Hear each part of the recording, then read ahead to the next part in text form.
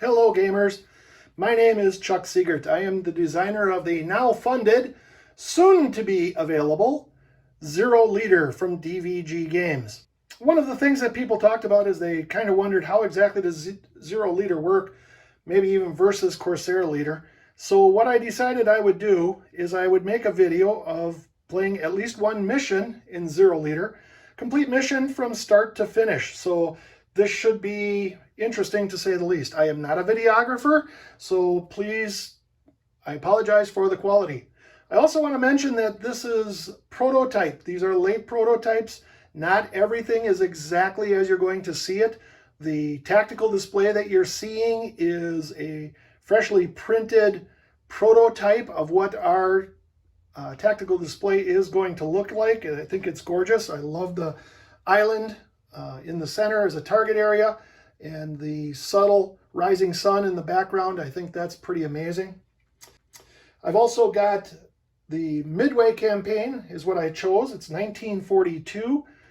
It is an introductory campaign, and it is a good one to use because it's got the prototypical aircraft. A6M2s, D3As, B5Ns. Now there are some notes on the Midway campaign when you're playing it. You use the F4F as bandit when attacking naval targets. The bandits are going to be F4Fs and F2Fs. We will use an F2A as a bandit when attacking land targets. That's because the F2As belong to the Marines, the F4Fs belong to the Navy. We're going to use the F4F as bandits escorting SBD and TBD bombers, because again, they're Navy. We're going to use F2A as bandits escorting TBF that had just arrived at Midway. Another cool note, if you destroy target number 36, which is the fleet carrier, gain the victory point, then shuffle that card back into the target deck. So that is reflecting the fact that there were actually 3 American carriers. So if I sink one, there's a possibility of 2 more showing up. This is a medium campaign, so there will be 3 missions. I would be extremely lucky or unlucky, depending upon how you look at it, if I pulled out the carrier more than once, but we're going to give it our best shot. You'll also see where it says Target Bonus Aircraft Veteran. What that means is if I destroy that fleet carrier, it has the notation on it of SS and pilot. That means that all of the expired Samurai spirits that the pilots used are renewed, and we gain a pilot, and his level is going to be veteran. Starting adjustments, I removed 3 5-inch counters from the naval targets. The idea of the naval sites losing 3 5-inch counters is that lowers the intensity of the anti-aircraft, for lack of better words. The reason we do that is because in the early war, they didn't have anti-aircraft cruisers and that kind of stuff that they had later in the war. So by just taking out those 5-inchers, we've lowered the lethality of the anti-aircraft just a little bit. And that's the way it should be in 1942. Maintenance crews, I get 3. I am starting my game with 3 maintenance crews. I could purchase more, but on a 3-day, I think 3 maintenance crews are going to be able to do the job. Let's hope.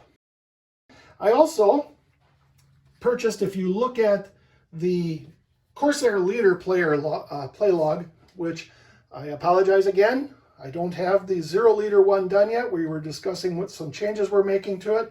I don't have the Zero Liter done yet, so I'm using Corsair Leader. You'll see that initial special option points, I have 18, okay? Again, the Japanese didn't have nearly as much as far as supplies or any of that kind of stuff versus the Americans, so we're a little limited on special option points. I am purchasing a Saki for 6, and the reason I am purchasing the Saki is because if I run into a lot of stress, I can use that to relieve 2 stress on all my pilots anytime. So that was a good investment of 6 SO points. I'm not using SO points for anybody else. So my squadron is 10 strong. In a 1942 squadron, I eliminate one of the average from the base squadron and add a veteran. This reflects the fact that the Japanese had far more trained pilots, far more experienced pilots early war versus the Americans. This makes their squadron a little bit stronger in 41 and 42, but doesn't make it a super squadron, which it shouldn't be. So my choices, I've got Matsuda flying an A6M2. He's my newbie. I've got Yamazaki flying an A6M2. He's green.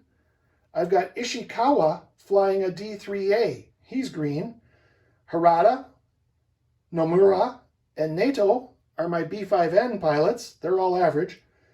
I've got Ima in an A6M2 average. I have Hera and an A6M2 skilled.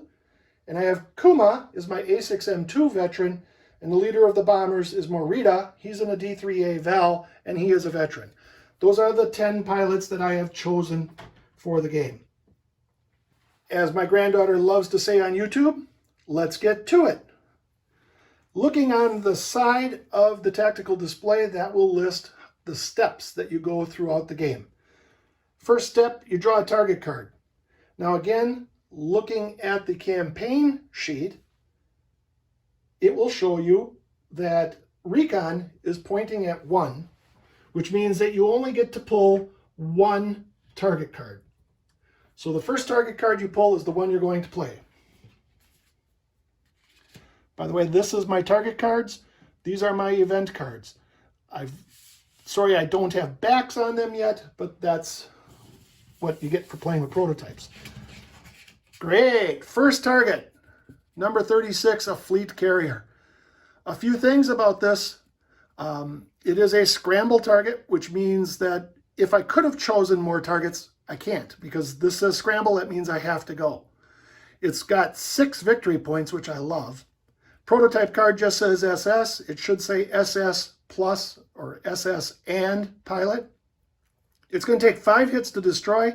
I can fly up to 8 aircraft against it. It is a naval target, which means it will get naval sights. And 2 bandits XXX. That means that every over the target turn, and there's 5 of them, every over the target turn, this thing can spawn 2 more F4F Wildcats. So we could have lots of bandits up here. This says bonus, gain 2 Saki counters. We'll play with that bonus. That's not going to be the bonus that's on the fleet carrier in the game. So we have to select the target, which we did. So now determine and place sights. Now you can look at the target here. Approach in the sights. There's going to be 1 in the target area, 2 in the approach. I put 2 in each area. And let's see what we've got. One of the rare things in naval targets is the no bandit, because naval targets pretty much, or no sight, I'm sorry, because naval targets pretty much all had guns. So you never knew, but you knew you were going to run into something. Okay, all in all, this is a pretty good draw. I'm pretty happy with it. Got some 40 millimeters up here that can hit high and low. Some 40 millimeters over here that can hit high and low. On the south approach, we have 20 millimeters. Heavy machine gun and 40 millimeter in the east approach. And the Big Mama, a 5-incher sitting in the center. Now, I am going to probably send torpedo bombers, so I'm not going to worry too much about that 5-inch gun. All right, so we've determined and placed sights. We now assign the pilots. I am going to send 4 A6M2s. I'm sending Yamazaki, Amaya, Hera, and Kuma, and 3 B5N torpedo bombers. I'm sending Harada, Nomura, and Nato. Those are my 7 aircraft that I'm planning on flying on this mission. Now the next thing it says, select kamikaze aircraft and Oka pilots. In 1942, neither of those are available, but that is a step that will come in later in the game when you can choose certain pilots are going to be your kamikaze pilots, or you can choose to take one of your pilots and put them in an Oka bomb. Totally up to you. So the next step is to arm aircraft. Well, I'm arming my aircraft with a torpedo bomb. The torpedo, as you can see, has -579 top right. That is your 2 hit numbers. So less than 5 is nothing. A 5 or a 6 would be 2 hits. A 7 or an 8 will be 3 hits. And if I shake a 9 or higher, that's going to be 4 hits done to the carrier. So torpedoes are really, really dangerous, but you have to hit with them. I've got those aircraft armed with their torpedoes. So now I'm into target-bound flight. So I draw the target-bound event card. Okay, that is not what I want. This is a target event card called Bad Briefing. Now, because it's the target-bound flight, we use the top one. If it was an over the target, we'd do the middle. And if it was the homeward bound, we'd use the bottom. So we got to use the top, which is redraw sights. That is not a positive with the sights that we had here, because they were really not good for the Americans. They were good for us. They weren't good for the Americans. I had some plans on where I was going to attack and how I was going to attack, and those got messed up now. So there's that rare no-sighter. And there we go. Let's see what we've got. We have a 40 millimeter and a 3-incher down here in the target area. Another 5-incher. This no sight helps. This is a 20 millimeter in the west approach. We have a 20 millimeter and another 5-incher over in the east approach, and another 5-incher and a 40 millimeter north approach. Now, one of the things that's really dangerous about, I'll show you on the 3-incher. One of the things that's really dangerous about this target, or this sight, if you can see, the number in the black circle is 1. That means it has a range of 1. H and L mean that it can shoot high or low. 3, 6, 8, 3 is stress, 6 is damaged, 8 or higher, it destroys your aircraft. S means it's soft, so if I drop a bomb on it or try to shoot it, it's a soft. I can destroy it a little bit easier with some ordnance. So 3-inchers and 5-inchers are a real pain. Okay, we've got our sights drawn. We now place aircraft and choose altitude. Now in this game, your altitude is the same unless you're a dive bomber. You can't change your altitude. Well, needless to say, we want to stay away from those 5-inch guns, and we've got torpedoes which need to be dropped at low altitude anyway. So we're going to go as far away from that 3-inch gun as we can. So my aircraft are going to come looking at the north approach.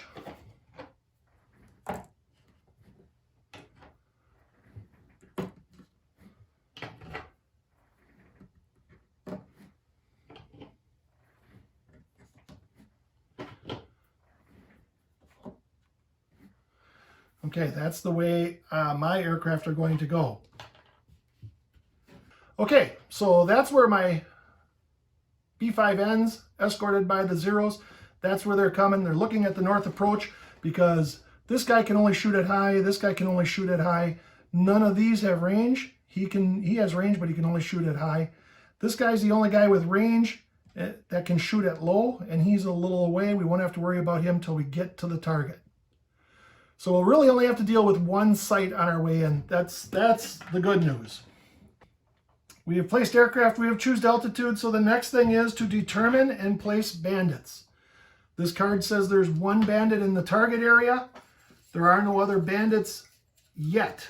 But remember, it can spawn up to 2 F4Fs whenever it wants, or every turn. So we do get one bandit. This bandit is a green, which would be pretty typical in 42. This is a green F4F. So because it's green, 1942. It's a -1 ATA. And you see this 6, 8, 9. That means 6, 7 is stress, 8 is damage, 9 is destroy.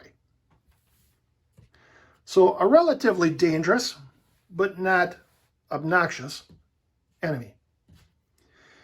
Intel Air Defense Adjustment. This is if you are later in the game where you get your intel over, you can remove a bandit, you can remove sights, different kinds of stuff. We don't have that going on because we're just starting the game. So now I get to draw the over the target event card, which is the middle. Nerves. If a pilot becomes shaken during the mission, they become unfit.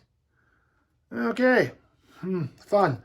I'm going to set that aside, keep that open so I remember that. If any of my guys get into the shaken with their stress, they would actually become unfit, which would not be fun. All right, place turn counter in the 1 box. Turn counter is in the 1 box. We are ready to rock and roll. Over the target. So the first thing we do in the over the target is we draw 2 more bandits. Ooh, a no bandit. That's good news. Come on, another no bandit. Hey, we get 2 no bandits, so that's lucky. We'll take it. We're not adverse to no bandits. Those go back in the cup to be drawn again later. Fast pilots attack. We don't have any fast pilots. Sights and bandits attack. We have no sights that are in range, so no sights can attack. No bandits are in range. Slow pilots attack. We don't have any slow pilots. So aircraft move. My airplanes move forward.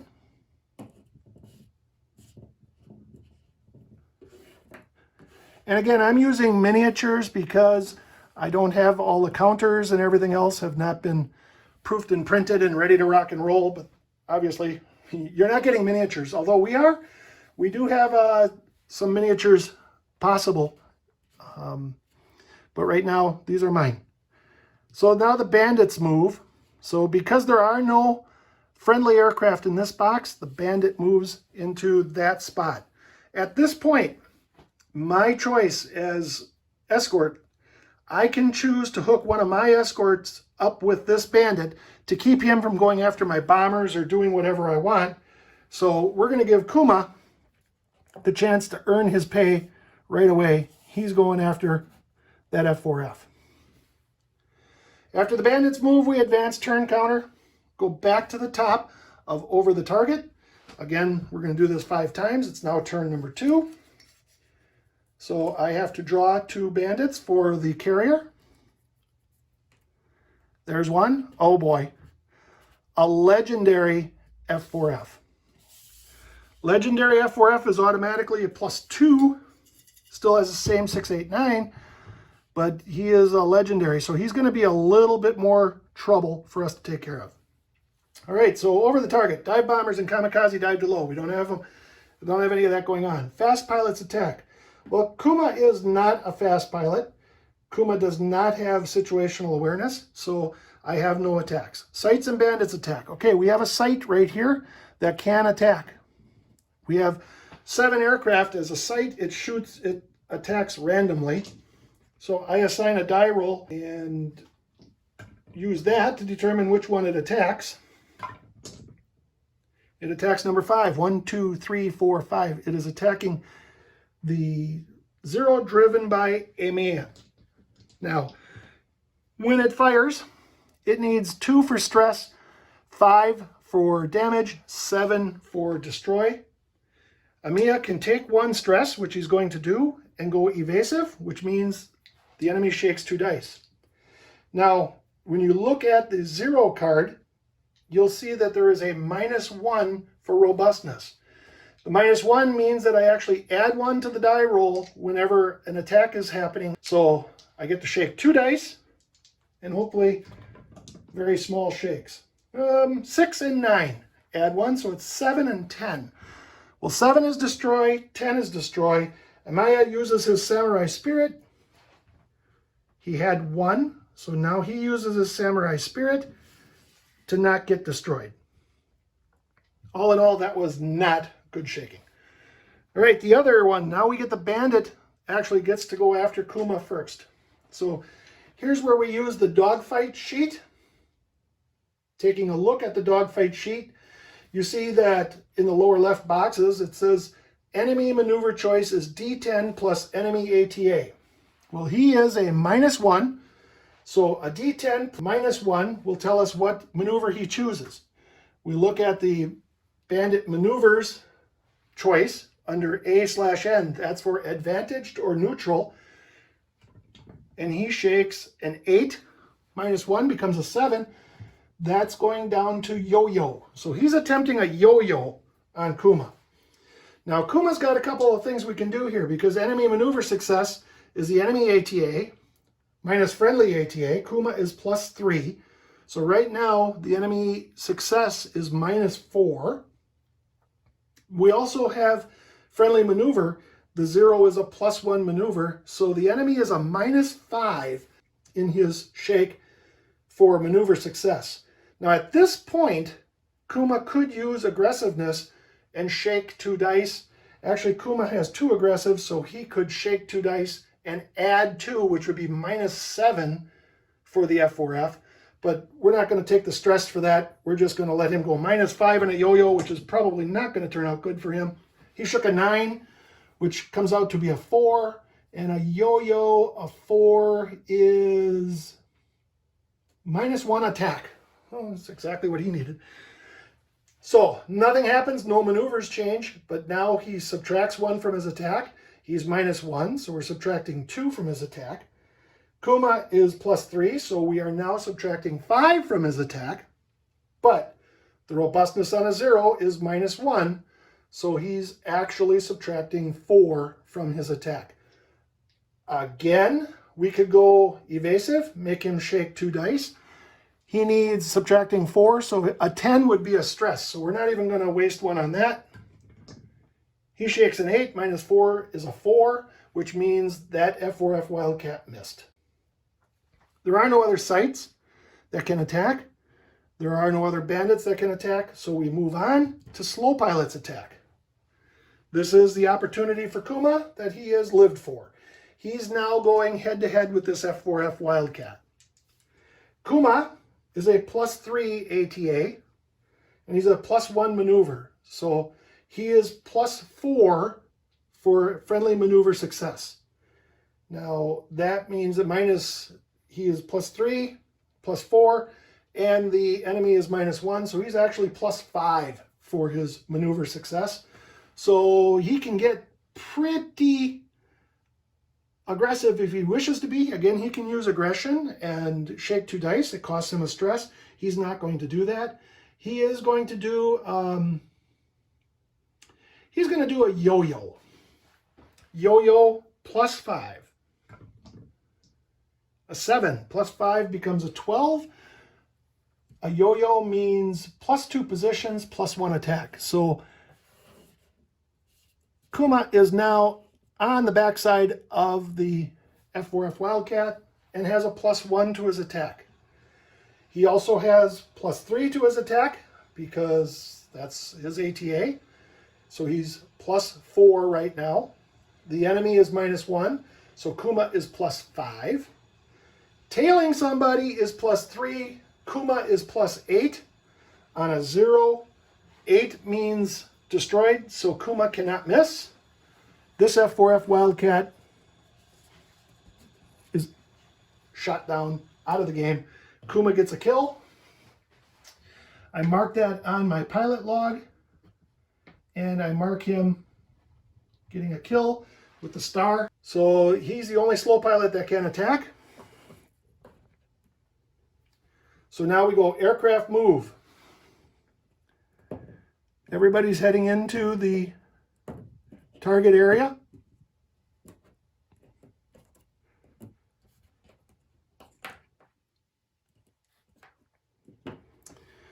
Bandits move. Well, this bandit doesn't move because he's already there.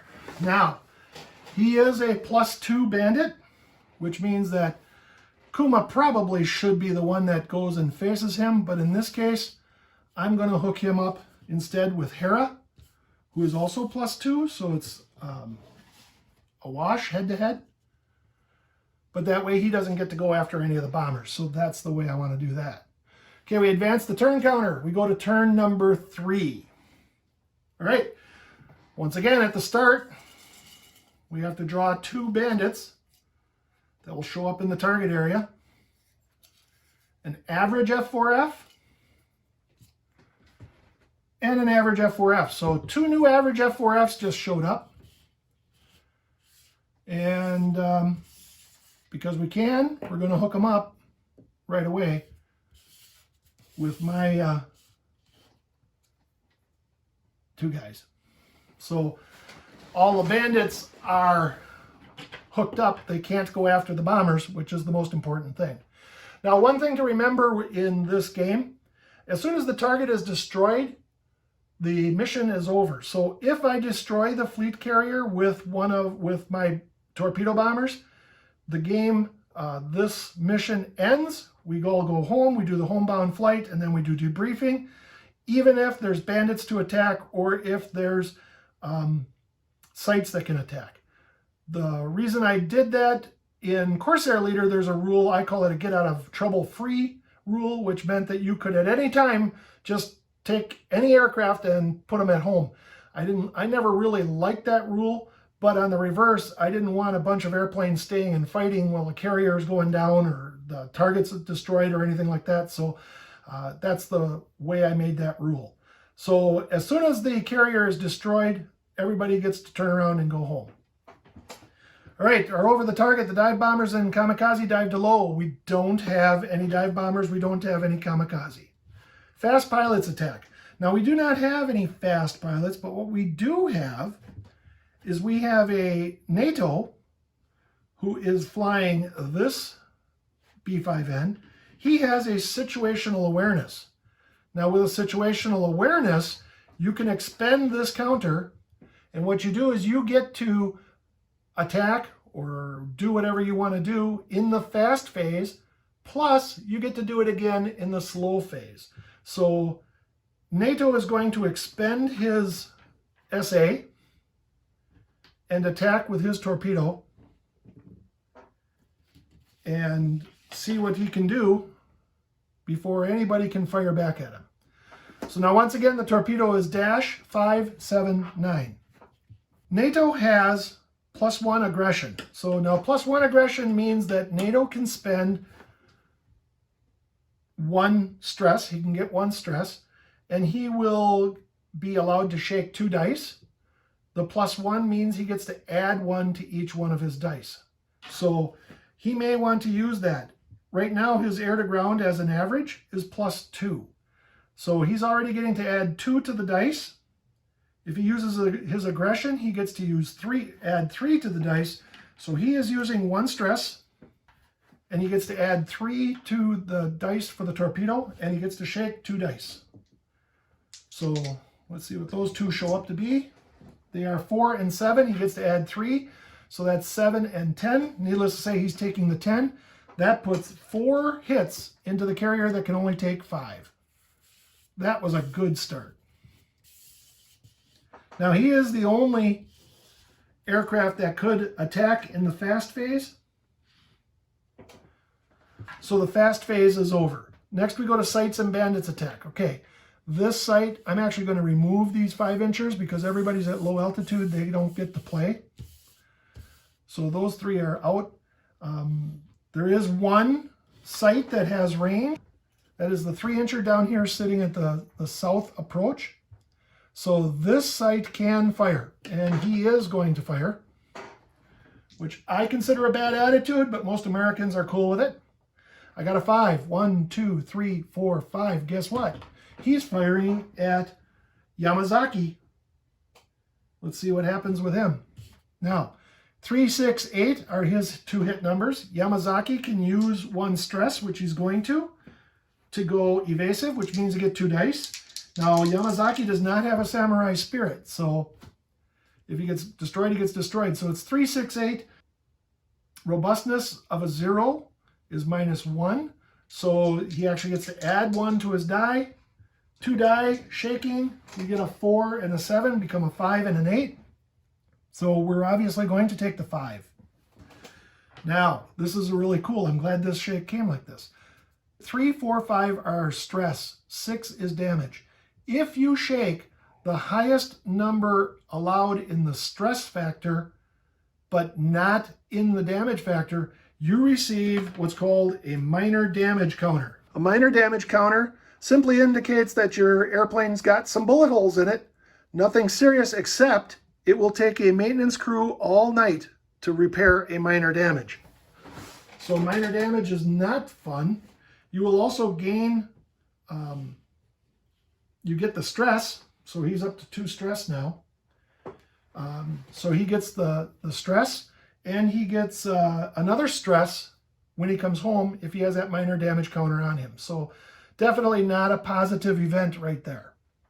All right, now we've got fighter versus fighter. We're going to start here in the corner with this one. We have it because all the sights are done, so now we do the bandits. This F4F is +0, and he is attacking Yamazaki.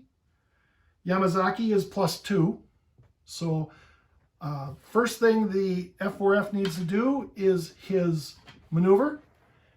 He's anywhere from, he's a neutral, and his ATA is 0, so his no add. I shook a 6, which means he's going to do a yo-yo.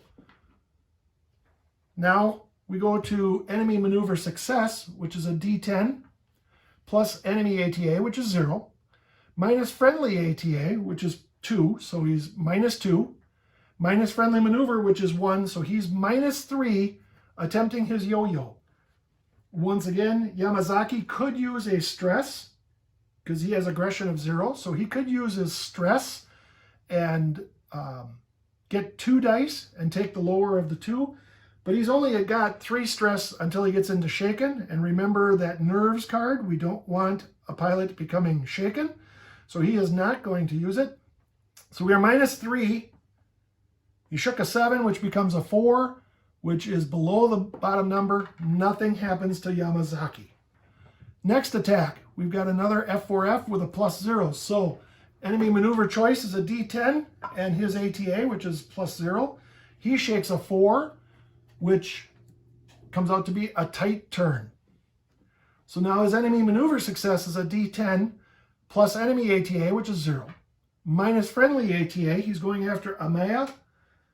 His ATA is 2, so he is -2. And friendly maneuver is 1 for a 0, so he is -3 on his maneuver success table. Amaya also has aggression, so he could use another stress in order to shake 2 dice, but he is not going to. So this F4F is -3 on a yo-yo, shakes a 3, becomes a 0. He's -1 position. So he turns himself broadside, which is not a good place to be in front of a 0. So that's going to be interesting when the 0s get to attack. Last but not least, we've got our legendary bandit going after Hera. Now he's going to do his maneuver choice as a D10 plus enemy ATA, which in this case is +2. He shakes a 3, which becomes a 5. Looking at the chart, that becomes a yo-yo. So now his maneuver success, we take a D10 plus enemy ATA, which is 2, minus friendly ATA, which is 2, so we're at 0, minus friendly maneuver, which is 1, so he is going to get a -1 to his maneuver success chart.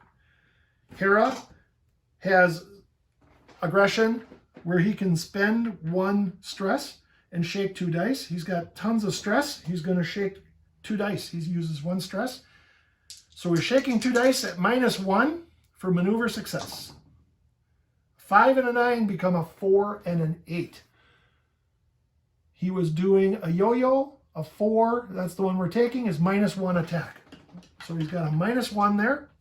So let's do the attack. The enemy attack resolution is a D10 plus enemy ATA, which is +2, minus friendly ATA, which is -2, minus the robustness, which gives the F4F a +1. Head on, he doesn't gain any position, but his result on the yo-yo means -1. So he's coming at him with no adds, no subtracts, no nothing. Hera spends another stress so that he can get 2 dice. And it shook a pair of 2s. So that F4F misses his attack.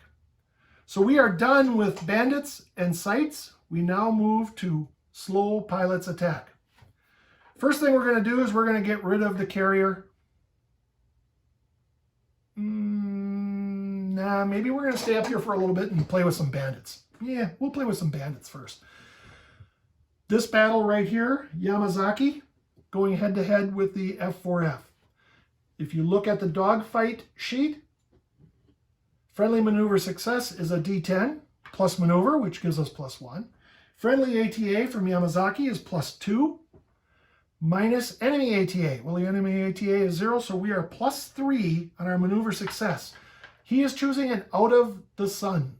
If you look at the chart, out of the sun, +3, shakes a 6, becomes a 9. Out of the sun means +4 attack. Woohoo! All right, now we're doing our enemy attack or friendly attack resolution, which is a D10, plus friendly ATA, which is 2, so he's +2, minus enemy ATA, which is 0. Position, he's head on, so 0, but he gets a +4 for coming out of the sun, so he's actually +6. Once again, he could use aggression.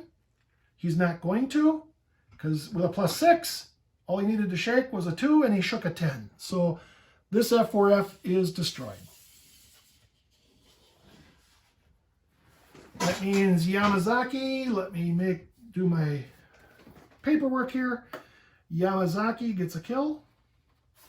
F4F. 5 of those, you become an ace, which gives you skills and other things. So that's a good start. Amaya is now attacking. Amaya has already got advantage, so he is not going to do any maneuvers. He's just going to stay advantaged. Yeah, he's going to do out of sun. Sure, why not? So we're doing enemy or friendly maneuver success, which is a D10 plus maneuver, so he's +1. Plus friendly ATA, Aima's +2, so he's now +3 on the F4F. Minus enemy ATA, which is 0, so he is +3. He's doing out of the sun. Shakes a 1, which becomes a 4. Worst case scenario.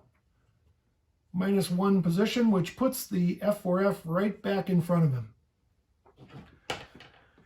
Okay, so now we're going to do a head-to-head attack. So it's a D10 plus friendly ATA, which is +2. Enemy ATA, which is 0. So we're still +2. The position, we're head-to-head now, so it's 0. There was no gain from the dogfight, so he is +2. He has aggression, and he's going to use a stress. So he gets to shake 2 dice, adding +2. He's got a 5 and a 3, which become a 5 and a 7. He needed an 8, swing and a miss. Amaya does not get a kill. All right, Hera, head-to-head versus a legendary. Hera wants this kill really bad. He is not, well, let's see what would happen with maneuver. So it's a D10 plus maneuver, so he's +1. Plus friendly ATA, which is +2, so he's +3 total. Minus enemy ATA, which is +2, so he's only +1 on his maneuver success. And the last thing he wants to do is give this guy a possibility to get at him. So he's +1. He's going to do an in my sights. He does have aggression, but he's actually going to use it. So he now has 3 stress. So aggression, he gets 2 die. So maneuver success, they're both 4s. +1 become 5s. In my sights, +1 attack. So that worked out okay. Friendly attack resolution D10 plus friendly ATA, so he's +2. Minus enemy ATA, he's even. Position, he's head on. But he gets the +1 attack out of the dogfighting, so he's actually going to be +1. Again, he can use aggression, which would give him 2 dice, +1. But he's got another idea. He shakes a 1, which +1 doesn't work. But instead, he uses his Samurai Spirit, which makes an automatic roll of 10. Boom. We got a legendary that went down. Now, a couple things when a legendary goes down. A legendary is removed from the cup when they are destroyed, so they cannot come back out anytime in the campaign. You also get credit for 2 when you kill a legendary bandit. So Hera gets credit for 2 by knocking off a legendary F4F. So that's a good start for him for this campaign. All right, we have a couple more slow aircraft to attack. We're going to do Harida with his B5N. He is coming in with his torpedo, hoping to be the one that sinks the carrier. Now Harida's air to ground, he is average, so his air to ground is a +3. So he gets to add 3 to the die roll. He does not have any aggression available, so that's all he gets. He gets to shake 1 dice, adding 3. And he shakes an 8, which becomes an 11, which is 4 kills. There was only 1 more kill left. The fleet carrier has been sunk. Harida got the kill. Now, when you destroy new for 0 liter, we're trying to make bombers get a little bit of an advantage. The abilities to, become an ace or do whatever, they're technically not aces, but when they destroy a target, when they drop the ordnance that actually destroys the target, they get 2 points counted towards becoming an ace. So Harida gets 2 points for destroying the target. The target is destroyed, which means a couple things. We look at the target, and the target shows victory points of 6. So we get 6 victory points, which is a great start. This one, we gain 2 Saki counters, which could be really, really helpful. That gives me 3. My guys could really hang one on if they need to. So we gain 2 Saki counters for destroying the carrier. We got the 6 points. So this fleet carrier target gets reshuffled into the target deck. All the aircraft head home. Couple things. If you look again at the campaign sheet, you'll see that target number 36 is in the stress 2 box. What that means is every aircraft that partook in this mission immediately gains 2 stress. So all 3 of the B5Ns get stress. NATO goes up to 3, the other guys are at 2. All of the zeros that took part get stress, which is really dangerous for Hera. He's got 5 now. Amaya goes up to 4. We also draw the homebound event card. I failed to do that. So we pay 3 SO points to remove a total of 10 stress from pilots on the mission. Well now, here's the problem with that, because I drew it out of order. I actually don't have a lot of points on that are out here in stress right now when I drew the card, because this is before I assign the stress for the target. So I can pay 3 SO points and remove a total of 10 stress from the pilots on this mission. Well, I have a lot of SO points. I left 12 sitting there. So in this case, I've got 7, I've got 8 stress total. In this case, I'm going to not do it. And the reason I'm not going to do it, I've got Saki galore. So I can use Saki and remove 2 from every pilot without paying any SOs. So I'm going to not worry about that. We are homeward bound, so we're all set. I'm reapplying the stress that I took off. So we recorded the mission outcome, the victory points, adjust recon and intel counters. That target has no movement of that. We didn't use any more special option points. Nobody moves up, but we get to place XPs. Now, every pilot in this mission, because nobody got shot down, every pilot that flew in this mission gets 2 XPs. You get 1 XP for flying in the mission. You get an extra 1 if you flew in a mission where the target was destroyed, but nobody died, which is a goal. I mean, you really want to do that. So everybody gets 2 XP that flew in the mission. So everybody's got 2. Nobody levels up because of it. The next thing we do, and I'm just going to show you what I'm doing on Kuma, okay? The next thing we do is we place maintenance needed on every one of these aircraft. So the maintenance needed counter looks like that. That means that the airplane flew. It needs to be repaired or adjusted in order to get back to tip-top shape. Now, I flew 7 aircraft, which is a lot of aircraft to fly. I wanted to get that carrier very, very bad. So I flew 7 aircraft, knowing full well that my 3 maintenance guys were not going to be able to get all 7 aircraft back up to snuff. Oh, I forgot one other thing that I have to do.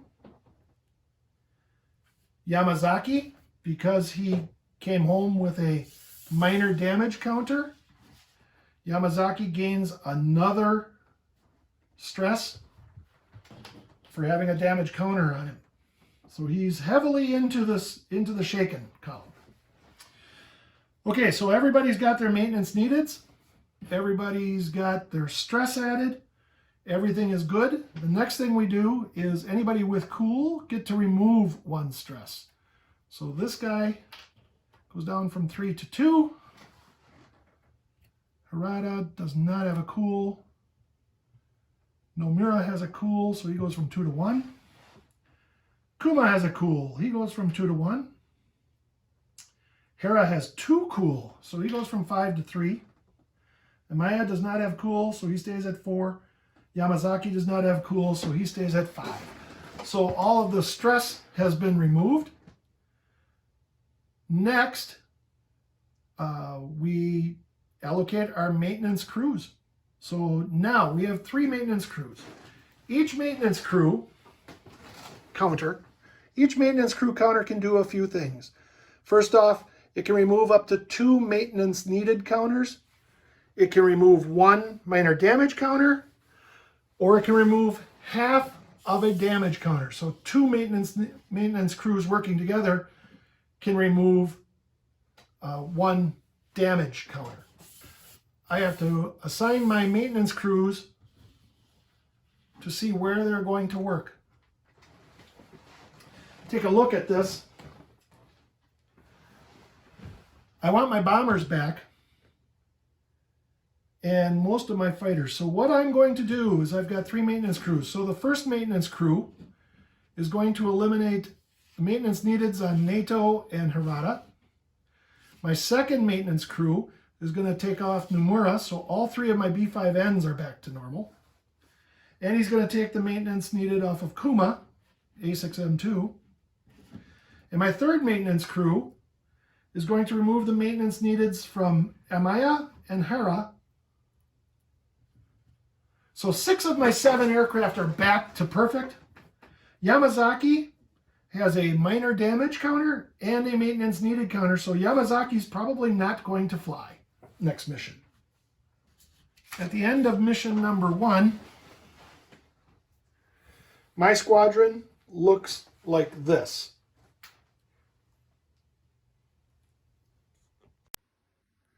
So that is the end of 1 mission in 0 Leader. We were very successful. We sank a United States fleet carrier, gained 6 victory points plus a pilot. So life is really, really good for the Japanese going into mission number 2 in Midway. Thank you very much for watching this video. 0 Leader is on Kickstarter right now, so please get in there, get supporting, get some of the expansions where we go to China in the early pre-war areas, and there's some other stuff coming. So hopefully you get on the Kickstarter, get involved in it, and the game will be out probably January or February, should be delivery. Thanks again, gamers. Have a great night.